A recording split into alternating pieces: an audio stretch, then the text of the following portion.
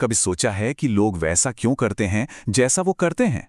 या कभी ऐसा हुआ है कि कोई चीज़ खरीदने का बिल्कुल मन नहीं था, लेकिन फिर भी खरीद ली? या फिर क्यों कुछ लोग हमें अपनी बातों के लिए इतनी आसानी से मना लेते हैं? देखिए, इसका राज हमारे दिमाग के काम करने के तरीके में छिपा है। ये कोई जादू नहीं, बल्कि मनोविज्ञान का एक बहुत ही गहरा विज्ञान है। तो चलिए, आज इसी अदृश्य खाके के रहस्यों को परत दर परत खोलते हैं। हम सब यही मानना पसंद करते हैं कि हमारे फैसले हमारे अपने होते हैं, सोच समझ कर लिए गए। पर क्या वाकई ऐसा है? या फिर हमारे फैसले भावनाओं, माहौल और दूसरों की बातों से प्रभावित होते हैं? जरा एक पल रुककर सोचिए इस बारे में। और यहीं पर ना एक बहुत दिलचस्प बात सामने आती है। हम अपने फैसलों को सही ठहराने के लिए लॉजिक का, तर्क का सहारा लेते हैं, लेकिन सच तो ये है कि हमारे ज्यादातर फैसले भावनाओं के आधार पर लिए जाते हैं। और यही वो राज है जिसका इस्तेमाल बड़े बड़े ब्रांड्स और नेता हमें प्रभावित करने के लिए करते हैं। तो चलिए, इसमें और गहराई से उतरते हैं। हमारे दिमाग में ना कुछ ऐसे शॉर्टकट्स बने हुए हैं, कुछ ऐसे अनदेखे नियम हैं जो हमारे व्यवहार को बिना हमारी जानकारी के ही तय करते हैं। ये हमारे दिमाग के वो छिपे हुए ड्राइवर्स हैं जो हमें एक खास दिशा में ले जाते हैं और हमें पता भी नहीं चलता। देखिए, हमारा दिमाग दो तरीकों से काम करता है। एक है सिस्टम 1, जो तेज है, पल में फैसला लेने वाला और पूरी तरह से इमोशनल है। और दूसरा है सिस्टम 2, जो धीमा है, सोच समझकर काम करता है और तार्किक है। मजे की बात यह है कि हम अपनी 95% जिंदगी सिस्टम 1 के भरोसे जीते हैं, मतलब ऑटो पायलट पर। और बस यही वजह है कि हमें इतनी आसानी से प्रभावित किया जा सकता है। इन्हीं दिमागी शॉर्टकट्स को कहते हैं संज्ञानात्मक पूर्वाग्रह या कॉग्निटिव बायसेस। ये फैसले लेने के वो आसान रास्ते हैं जो हमें अक्सर एक खास दिशा में सोचने पर मजबूर कर देते हैं। सोचिए, अगर किसी पार्टी में जाने से पहले सारे दोस्त कहें कि वो बहुत अच्छी होगी, तो दिमाग भी यही मानने लगता है, भले ही जाने का मन ना हो। बस यही है पूर्वाग्रह का असर। जैसे कि पुष्टि पूर्वाग्रह, मतलब अगर किसी को लगता है कि कोई फिल्म अच्छी है तो वो सिर्फ उसके अच्छे रिव्यू ही पढ़ेगा और बुरे रिव्यू को नजरअंदाज कर देगा। या फिर सामाजिक प्रमाण, जहां हम वही करते हैं जो बाकी सब कर रहे होते हैं। और प्रभामंडल प्रभाव, जहां किसी अच्छे दिखने वाले इंसान की हर बात हमें सही लगने लगती है। अब बात करते हैं उन इमोशनल ट्रिगर्स की। ये कुछ ऐसी पावरफुल फीलिंग्स हैं जो हमारे लॉजिक पर हावी हो सकती हैं और हमें तुरंत कोई काम करने पर मजबूर कर सकती हैं। सबसे पहला और सबसे शक्तिशाली ट्रिगर है डर। अरे, ऑनलाइन शॉपिंग साइट्स पर तो ये रोज ही दिखता है, ऑफर एंड्स टुनाइट। ये कुछ खो देने का डर पैदा करता है, जिससे लोग नुकसान से बचने के लिए जल्दी फैसला ले लेते हैं। दूसरा है लालच। एक के साथ एक मुफ्त या 50% की छूट सुनते हमारा दिमाग एक अच्छी डील पाने के लिए उत्साहित हो जाता है। हम सब इस जाल में कभी ना कभी जरूर फंसे हैं, भले ही हमें उस चीज की जरूरत ना हो। फिर आती है कमी की भावना। लिमिटेड एडिशन या सिर्फ 2 पीस बचे हैं, सुनते ही उस चीज की कीमत हमारी नजरों में अचानक बढ़ जाती है। दिमाग में एक घंटी बजने लगती है कि अगर अभी नहीं लिया तो ये मौका हमेशा के लिए चला जाएगा। और आखिर में है अपनेपन की गहरी मानवीय जरूरत। जब कोई हमें सम्मान देता है या अपने ग्रुप का हिस्सा महसूस कराता है, तो हम अनजाने में ही उसकी बात मानने के लिए तैयार हो जाते हैं।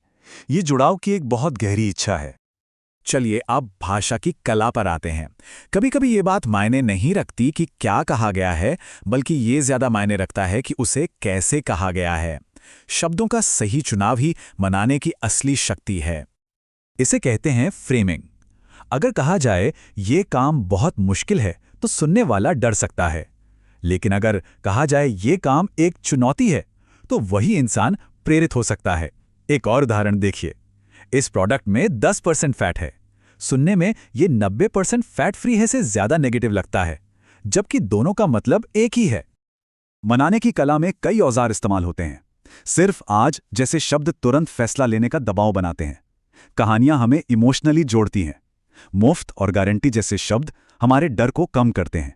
और सवाल पूछने से सामने वाले को लगता है कि उसकी राय भी जरूरी है, जिससे वो ज्यादा जुड़ा हुआ महसूस करता है। लेकिन यहाँ एक बहुत बड़ा फर्क समझना जरूरी है। मनाने और हेरफेर में, जिसे हम मैनिपुलेशन कहते हैं, एक बारीक सी रेखा है। हेरफेर में किसी को अपने फायदे के लिए धोखा दिया जाता है, लेकिन मनाने में सामने वाले को सच एक ऐसे तरीके से दिखाया जाता है कि वो खुद उसे स्वीकार कर ले। भाषा के साथ साथ भावनाओं को समझना भी उतना ही जरूरी है। अगर किसी को सच में प्रभावित करना है तो सिर्फ शब्दों से काम नहीं चलेगा, उसकी भावनाओं को समझना होगा। यहीं पर इमोशनल इंटेलिजेंस काम आती है। इसके 4 मेन पिलर्स हैं। पहला, अपनी भावनाओं को समझना। दूसरा, उन्हें कंट्रोल करना, जैसे गुस्सा आने पर चिल्लाने के बजाय शांत रहना। तीसरा, सहानुभूति, यानी खुद को दूसरे की जगह रखकर उसकी भावनाओं को महसूस करना। और चौथा, इन सब का इस्तेमाल करके मजबूत रिश्ते बनाना। जब सहानुभूति और इमोशनल इंटेलिजेंस का सही इस्तेमाल होता है तो विश्वास पैदा होता है, और विश्वास रिश्तों की ढाल बनता है। लेकिन अगर हम सावधान न रहें तो यही विश्वास एक हथियार भी बन सकता है। कोई विश्वास जीतकर धोखा भी दे सकता है। विश्वास बनाने के कई तरीके हैं, जैसे हमेशा सच्चा दिखना, वादे पूरे करना, या कभी-कभी अपनी कमजोरियां बताकर खुद को भरोसे के लायक दिखाना। ये तरीके अच्छे इरादों के लिए भी इस्तेमाल हो सकते हैं और बुरे इरादों के लिए भी। और अब आते हैं इस विश्लेषण के अंतिम और सबसे शक्तिशाली हिस्से पर, कि कैसे माहौल और इमोशनल एटमॉस्फेयर को कंट्रोल करके नतीजों को अपनी दिशा में मोड़ा जा सकता है। सबसे बड़ा राज यही है, एक तनाव भरी सिचुएशन में जो इंसान शांत रहता है, असल में वही पूरी बातचीत को कंट्रोल करता है, क्योंकि शांत दिमाग साफ सोचने की ताकत देता है, जबकि दूसरे सिर्फ इमोशनली रिएक्ट करते रह जाते हैं। ये बात याद रखना बहुत जरूरी है।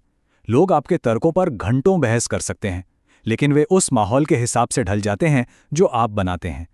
इसलिए माहौल बनाना लोगों को प्रभावित करने का सबसे असरदार तरीका है। तो इस पूरे विश्लेषण की मुख्य बातें क्या हैं? पहली, हमारे ज्यादातर फैसले इमोशनल होते हैं, लॉजिकल नहीं।